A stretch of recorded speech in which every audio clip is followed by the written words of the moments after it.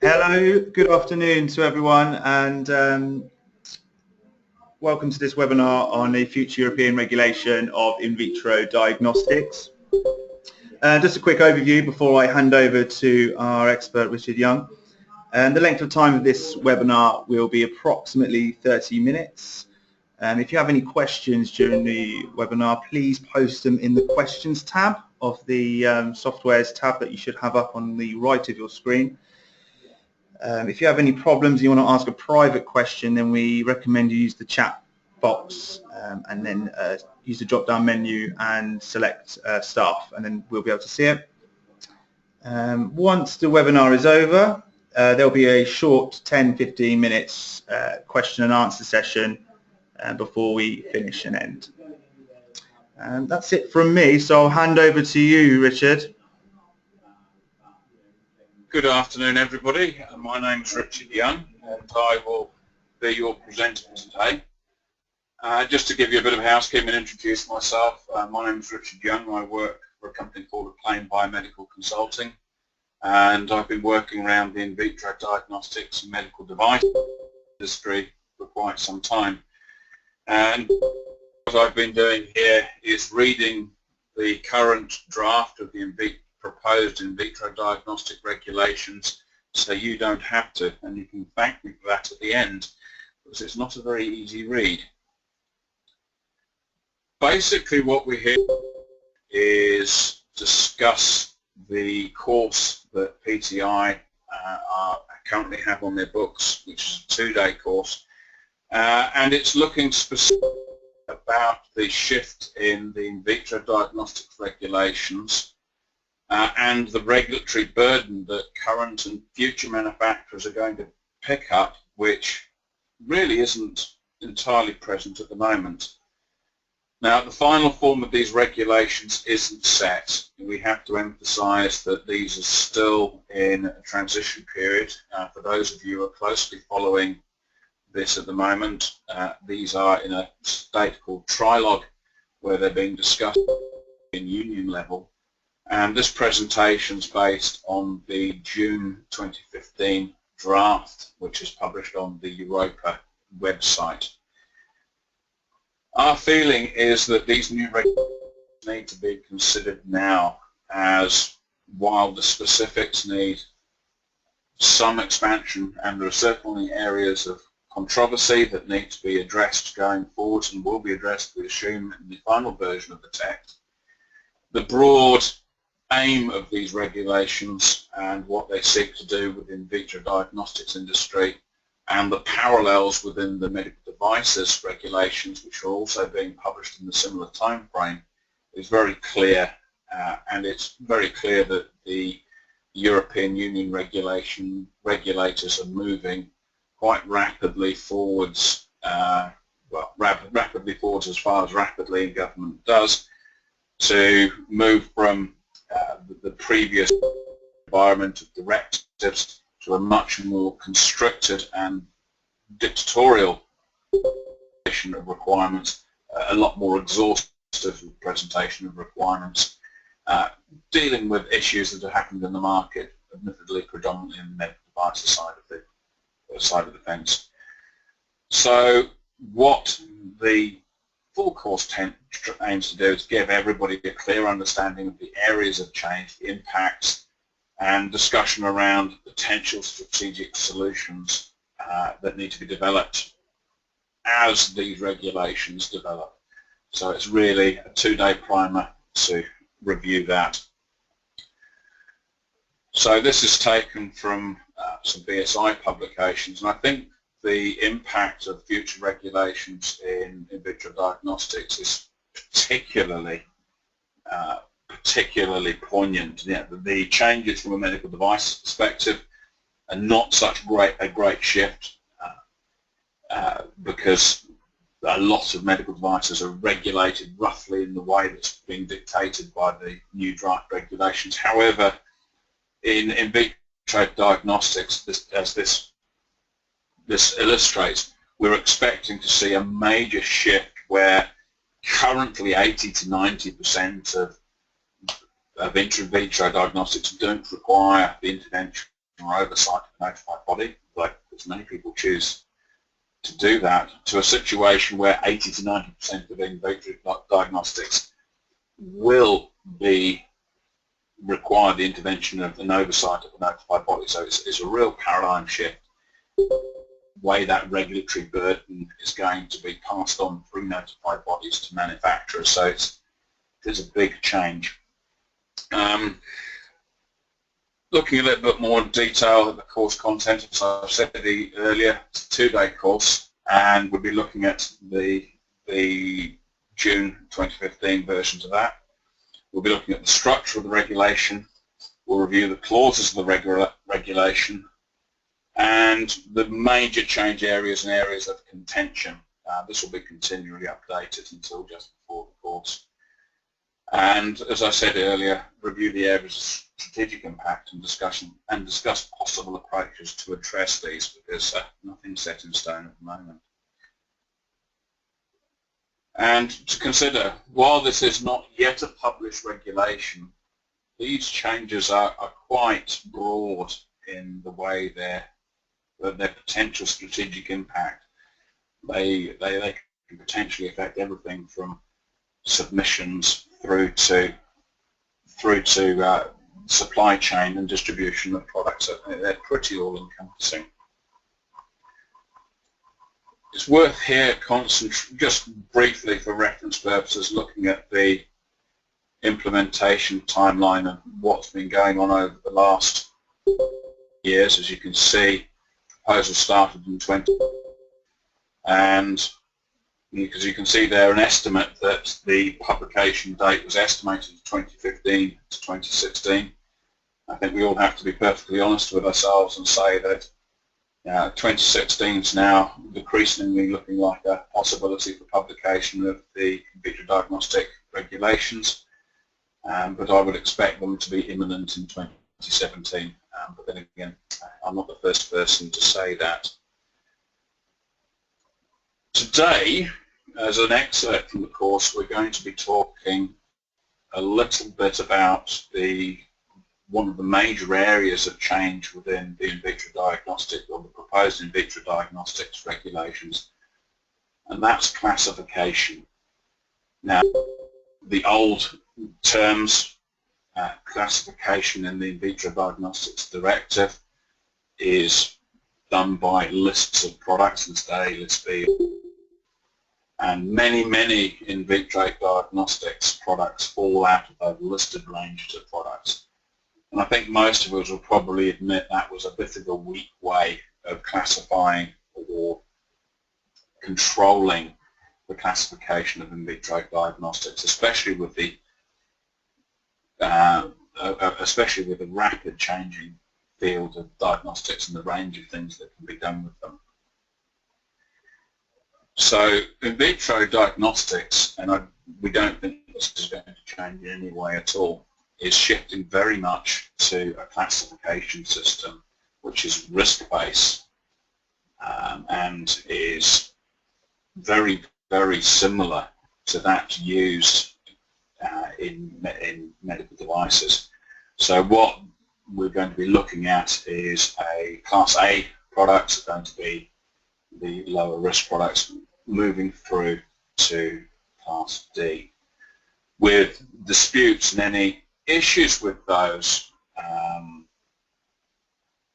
classifications being handled by the competent authorities and notified bodies, and any evidence base going to the NDCG, which may lead to reclassifications of certain groups of products in the future. So it's a very fluid system where potentially classes of products could move between risk classifications if evidence shows that that risk profile or the application of which that product was in error at any point in it. So and I think that's a flavour of the new regulations in broad generally. There's a lot of power in them for the regulators to take on board current evidence and alter the application in areas such as classification to meet the current market and the current technical understanding of the product. So it's a lot more than it was before. It's a lot more complicated as a result of that. So that's going to be a big area just in itself. So if we look at the conformity assessment routes, we look at the Global Harmonisation Task Force routes, which for IVDs, which are published on the IMDRF website, which is imdrf.org. And this is broadly, as you see in front of you, the classifications that we'll be looking at. So from a risk perspective, the lower risk products, Class A, which may not require pre-market submission of technical documentation, not being required at that end, and that's sort of your very low end of the spectrum. We then have Class B products where some sort of approved quality management system, most likely based on ISO 13485, the new 2016 version, and the application of product quality assurance to the manufacturing and control of that diagnostic product, but no requirement for, again, technical documentation to be submitted a notified body. So the intervention of the product quality perspective by the notified body there. Class C products, we look like we're going to be looking at, again, approved quality management systems with the additional addition of submission of technical documentation to notified body third party, and some sort of design dossier review and sampling being applied to that. And finally, we come to the real high risk products where we're looking at approved quality management systems and submission of technical documentation, but with an expectation of a fuller design dossier which accesses or leverages what are called common technical specifications, or in the new regulations are currently abbreviated to common specifications, CS documents, and some sort of batch release mechanism going with that. So as you can see, what they're trying to do here is look at the continuum of risk across the application of in vitro diagnostics. We move on one slide. Another way of looking at this. So Class A is what we're looking for, is low individual risk and low public risk situations. So we're looking at instruments, reagents, such as specimen receptacles, culture media, and selected culture medias and things like that, which are considered to be pretty low risk. So really the bottom end of that end of the risk scale. In the B category, we'll be looking at products like self-tests for vitamins, urine test strips, and elements designed to be point of care, so quick tests where they're used as an indicator really for secondary tests or further investigations. So they're very much taking you as an indicator that other work is required. At the C, we're looking at something that's pretty equivalent to the current list B in the current published medical in vitro diagnostics directive.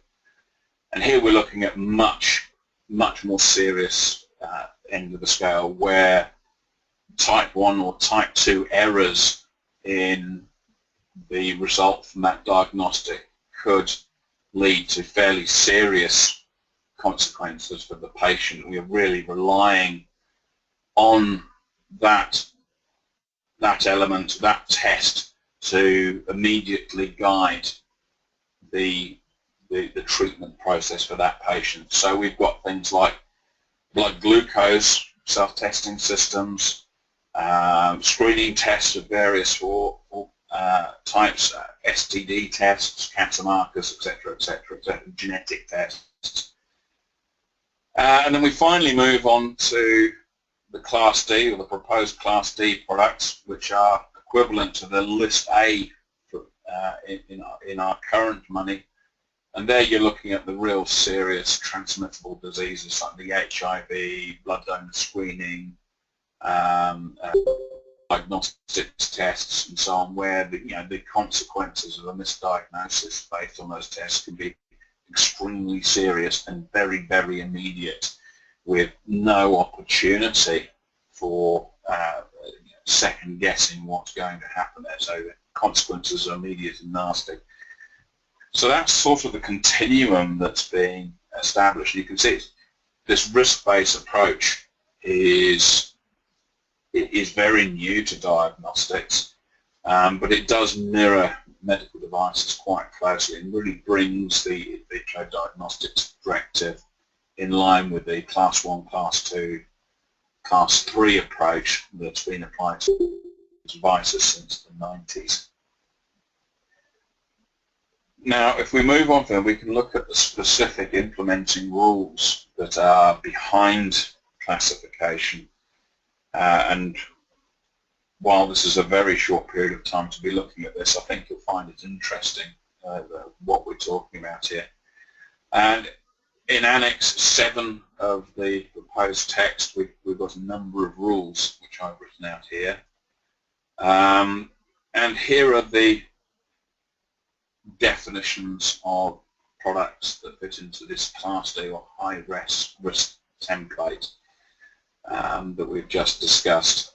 So devices used to detect the presence or exposure to a transmittable agent, blood components, cells, tissue or organs, or any of their derivatives in order to assess their suitability for transfusion, transplantation or cell administration. So very immediate tests that are really in the care path, the critical decisions sort of fall into the Class D product, Class D risk classifications. And you can see further definition within those things. We're bringing in the concept of life-threatening disease and the infectious load of life-threatening diseases and so on throughout that. And that really gives you a picture of the sorts of things which are expected in Class D. So the real high-end risk products.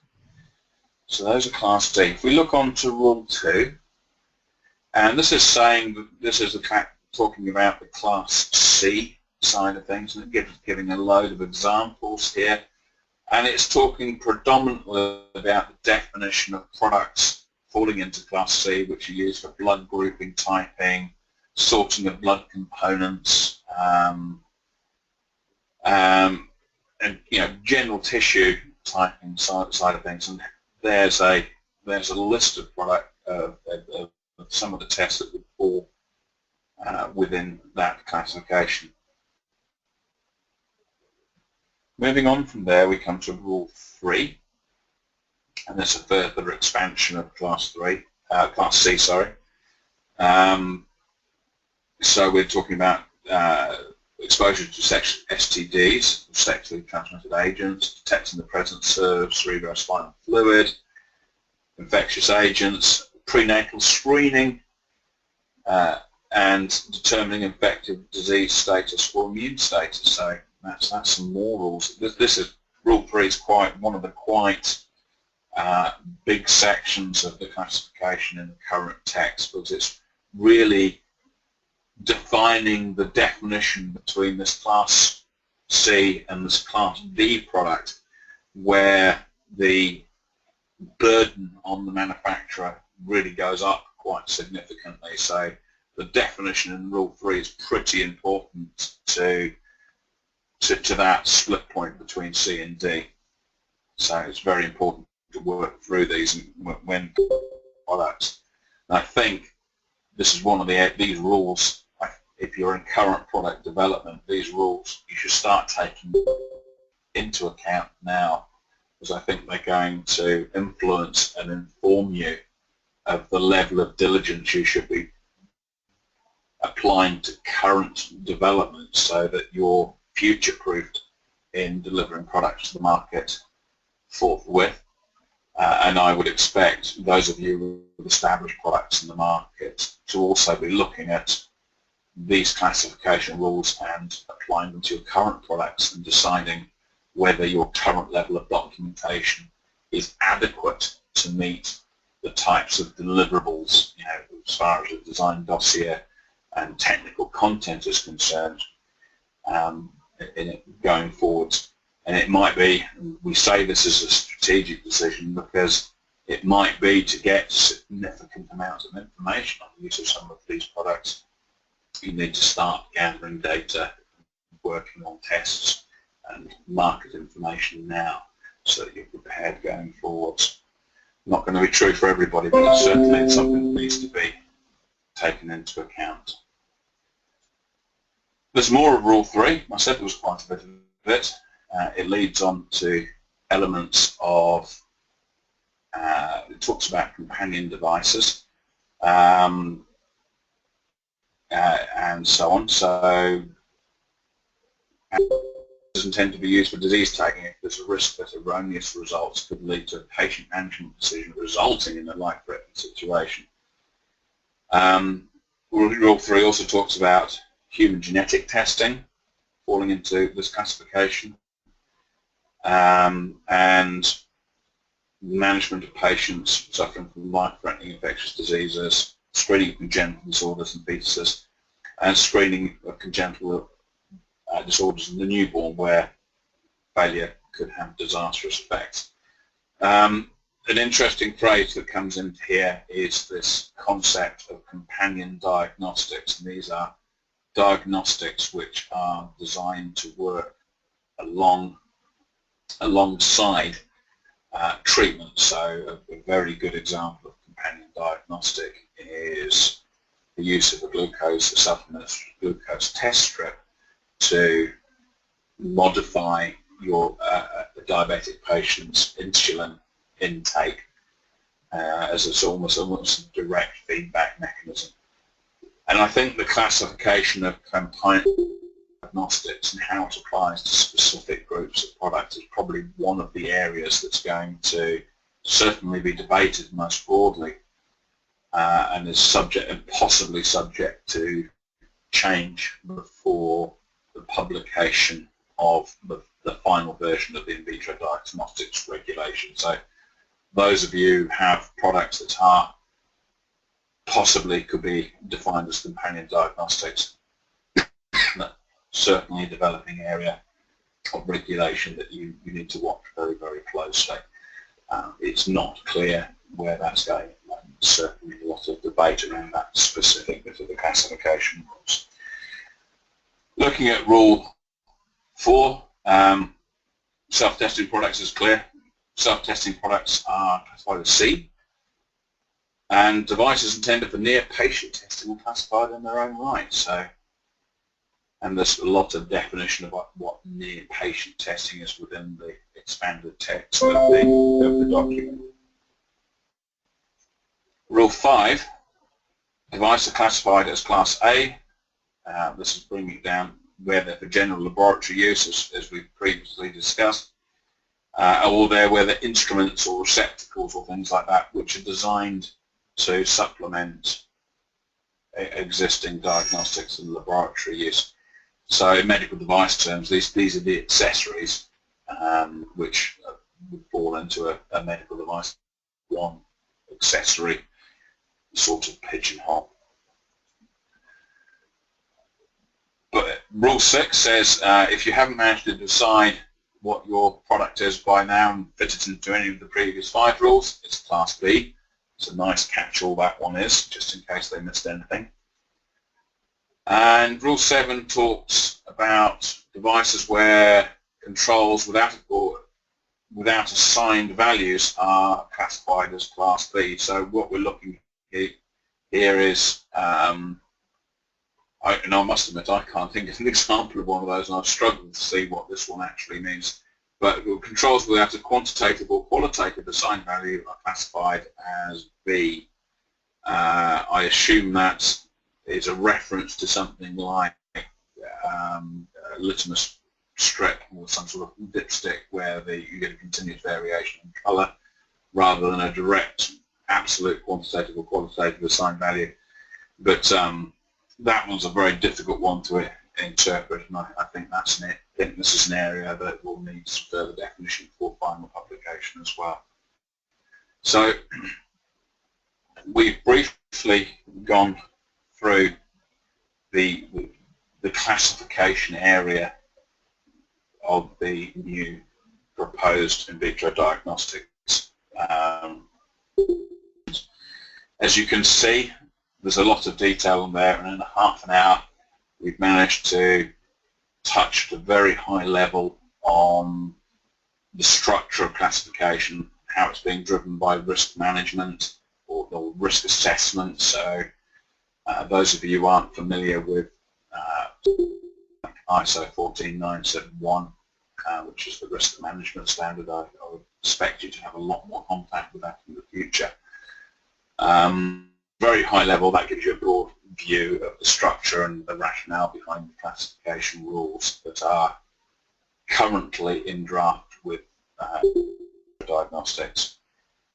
We expect some more movement, but there's certainly indications here that companies should start considering how they're going to deal with the increased burden on their products going forwards.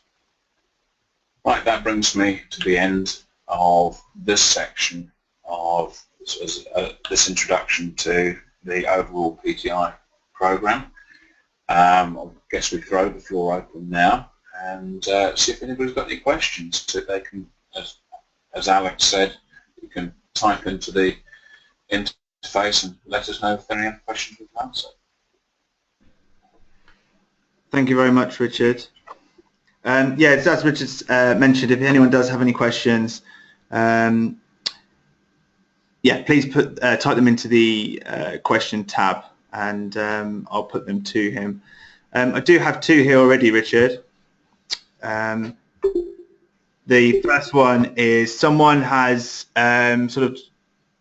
has said that a self-testing glucose product is not a companion diagnostic, and challenge something that you've said there. Is that yeah? I'll hand it over to you. I think this is one of the areas where this isn't entirely clear, and I think that is subject to challenge from a number of companies who make products that can be interpreted either way. As I said, this is in draft at the moment, and there's a lot of lobbying going on about this, but that is certainly an area where it is not entirely clear where the break point between a companion diagnostic and a self-test product actually lies, and I think that is going to risk assessment at the end of the day, and at this point I'm not sure where that one's going to go. I would advise manufacturers to at least consider strategically preparing for the worst and hoping for the best. Thank you. I've got another one here as well, Richard. Someone wants to know what classification category will an IVD hemometer fall into, measuring hemoglobin through strip testing method using a blood drop. Blood drop, I would, without seeing the details there, but I would assume that one, as it's part of possible blood bank work, is either going to fall into a Class D or more likely a Class C, because it's not going to have any immediate impact from a risk perspective. Depends on the intended application that it's being sold for, but the borderline Class D, but probably Class C.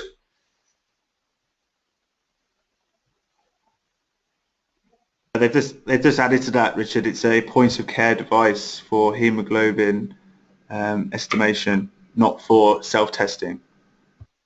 Oh, not for self-testing. Hang on. It's at point of care. Then you would be point of care probably B then, if it's meant to be there.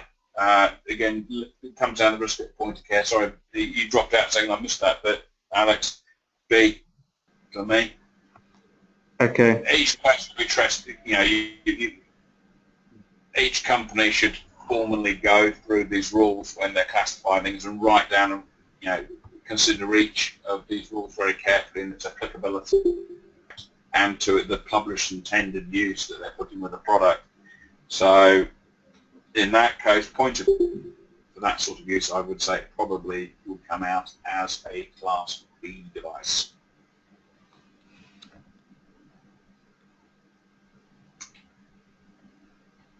Thank you, Richard. Just waiting to see if there's any more questions. Alex, I'll probably make a couple of closing comments if there are no other questions coming through. Yeah, if you do that, then I can just put some to you after that. Okay. I think we've had a couple of questions about the classification of products here, and it's very difficult to explain to respond to single-liners. In vitro diagnostics haven't really had to do classification. There's been a very clear list of the list A and list B applications of products which have been very easily interpreted and applied. Certainly in other areas of the medical market, the application of risk classification rules, as we've just gone through, has been the responsibility of the legal manufacturer of the device to review the rules and look at the intended application of the product, how it's going to be sold, and the area it's going to be sold in, look at their risk management, and really then build now against these rules as to which classification their product fits into. So I think this is going to be one of the major shifts in diagnostics. It's not going to be so clear in the future. It's going to require you to look very critically at your product and claims that have been made for it and see where it fits in that risk continuum of A through to D that we've just discussed.